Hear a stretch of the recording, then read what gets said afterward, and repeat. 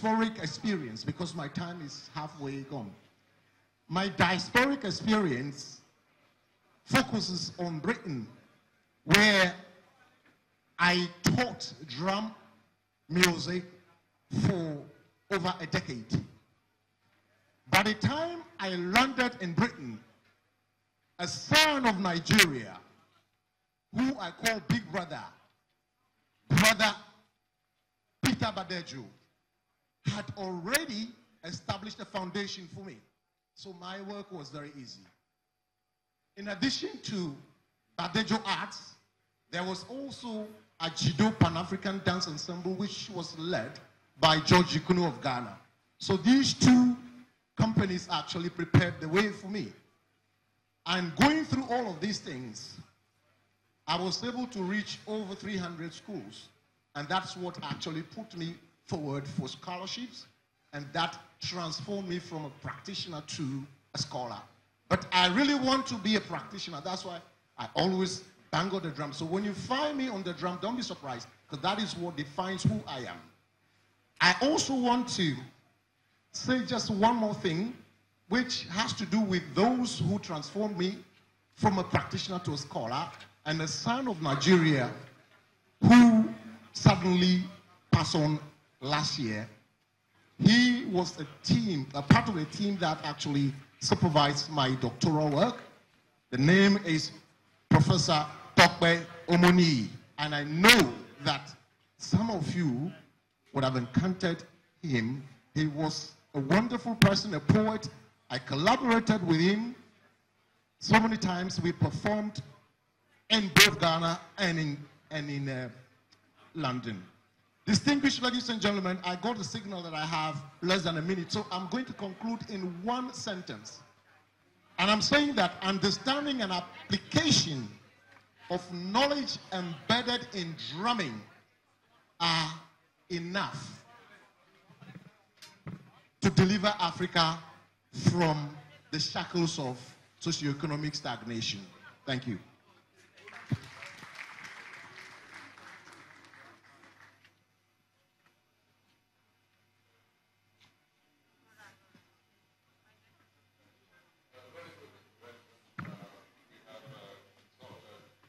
Because the rules are a little bit draconian, and so the chairman has been overruled here.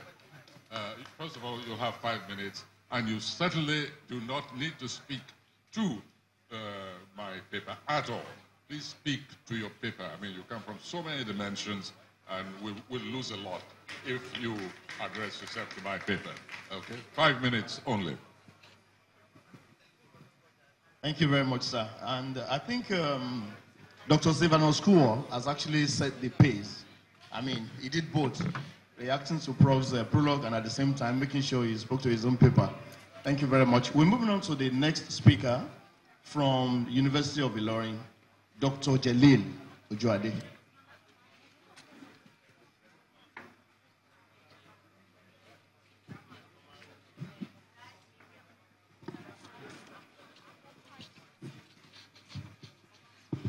Thank you very much. Kabiyesi, His Excellency, Honorable Minister, Professor Soyinka, and the organizers. Let me quickly thank you for the invitation extended to me. And I'm going to go straight into the paper. Although it's difficult, if you say somebody should drum for you for 5 minutes or dance for 5 minutes, the aesthetics will be lost, but I will try. I've prepared something in line with the sub-theme, which is drumming for socio-economic development. And I broke it down, talking about music and dance making in Yoruba culture. Moving from there, going to the classification of musical instruments. And from there, I zeroed into the Yoruba bata and dodon, giving a short description. Then talking about the language of the drums. Then I now looked at the socio-economic development before concluding. Now, culture, we all know, is regarded as a way of life. And we know in Africa, it includes the totality of the heart, which music and dance forms a significant part. It is part of our culture.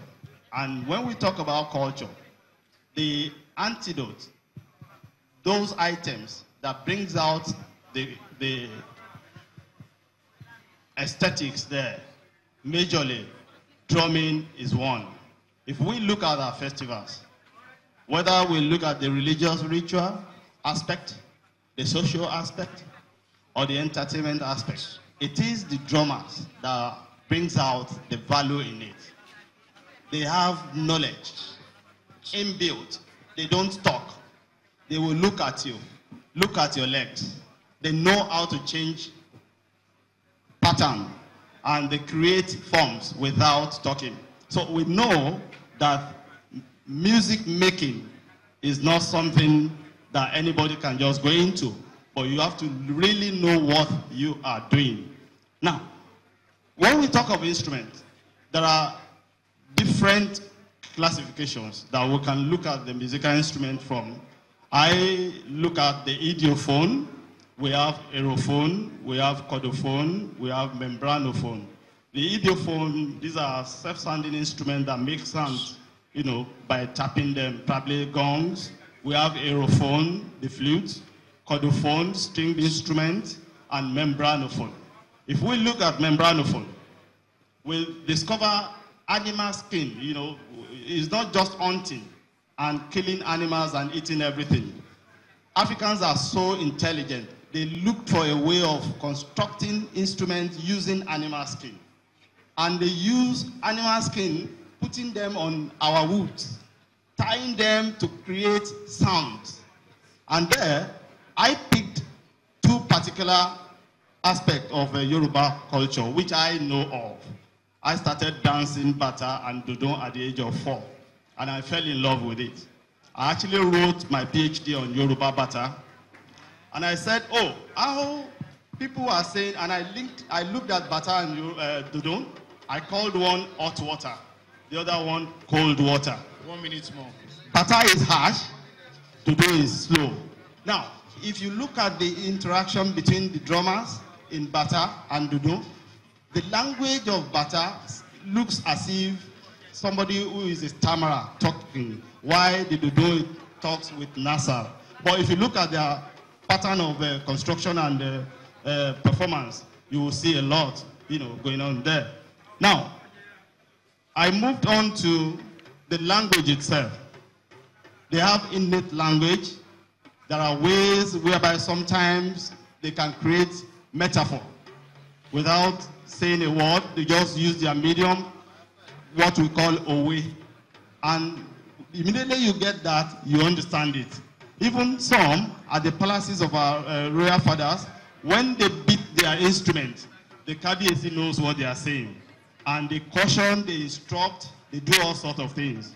Now, the socio-economic aspect of it is what I still believe we have a lot to go, in this country. And I pray the Honorable Minister will be listening to us. I thank the Governor of Ogun State because I believe this is our culture. And we need to take it further, if not for the likes of Professor Wole Soyinka and some. The culture is going down. You need to rescue us. I'm a lawyer. I refuse to practice law. I chose dance. So you assist us. Globally, they accept us. They got a lot of inspirations from us. But back home, the thing is going down. We need you. Thank you so much. Thank you very much. Thank you so much, Dr. Jalil Ojuade. We move on to the next speaker, and that will be the Yoruba technologist and cultural researcher, all the way from the University of Ibadan, Dr. Tunde Adegbola. 5 minutes, sir. Thank you very much. Your Excellency, there's an anecdote of 3 retired archaeologists, one British, one American, and one Yoruba. They went to England and did an archaeological dig and found copper. And he said, see, there's a copper past in Europe. They went to the United States and dug